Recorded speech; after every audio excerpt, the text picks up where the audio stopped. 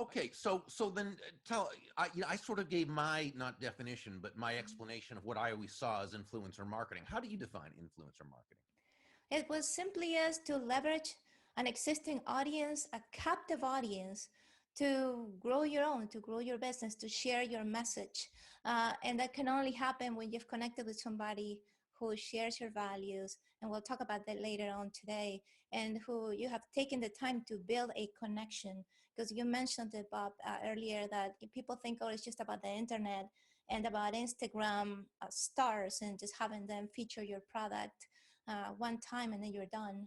It's much more than that. That's why I call the book Beyond Influencer Marketing, because it's about building long-term connections. Okay, so it's not about the influencer has to be somebody who everybody knows from everything. It's not like you need to get a Hollywood star. Exactly. Yes, it's a common misconception. People think they have to connect with, Oprah to sell their book, or reach out to Tony Robbins. But it really isn't about that. It's about finding people who have the same audience you want to reach, okay, who you have a lot in common with.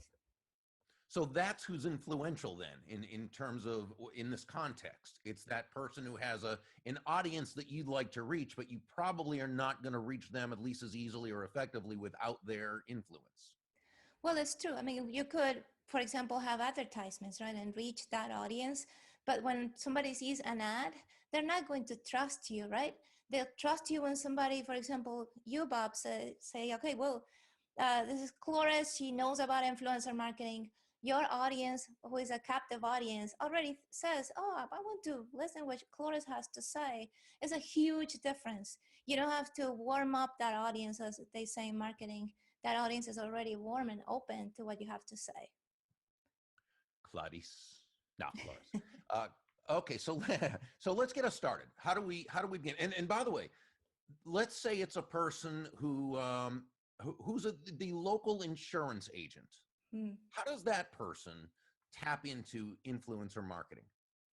Yes, and it's something I actually was doing a little bit of when I had my local business, that I hadn't thought of influencer marketing, and it was. I needed to connect with parents and students, right? That was my audience, my captive audience. And just intuitively, I went out and created relationships with all the guidance counselors of high schools in my area, in the greater Hartford area. I reached out to colleges too, and college counselors. So I developed those relationships. So when a student or a parent went to the counselor and needed help, who they referred them to me. So I started to build a business thanks to that. Otherwise, I wouldn't have survived. It was all thanks to them. So if you have a local business, just think about different ways that you can leverage those authorities in your community. It could be somebody who has a networking group. It could be a meetup group in your area. It could be networking. It could be an association. It could be the library, and anybody who has that captive audience you're trying to reach. That's a good person to connect with. Even other local businesses. Mm-hmm. So what's the mistake people make then? They look at this as a great idea and they see, wow, there's, this is something I can really leverage and something that can really connect.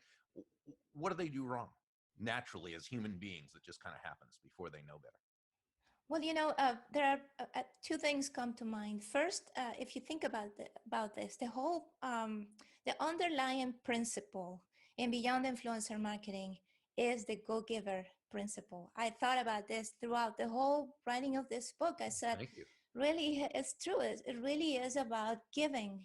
If you approach any relationship, including relationships with influencers, with the mindset of what's in it for me, then you're really not going to take that relationship far, really. It'll be maybe a short business transaction if anything happens. But when you go into the relationship with, how much value can I provide to this person? How can I help them? I mean, think about it. That's the law of influence and the go-giver. That's what it is. How much value can you provide to others? And when you go into the relationship with that thought, with that mindset, that's when things start to happen. And then another mistake people make is to think that these are one one-off type relationships. Like, oh, I'll have the Instagram star promote my product and then I'll make a ton of money and then I'll move on to the next Instagram star. But it really is about creating a network of allies and supporters, people who really believe in what you have to offer and who are happy to support you in the long term.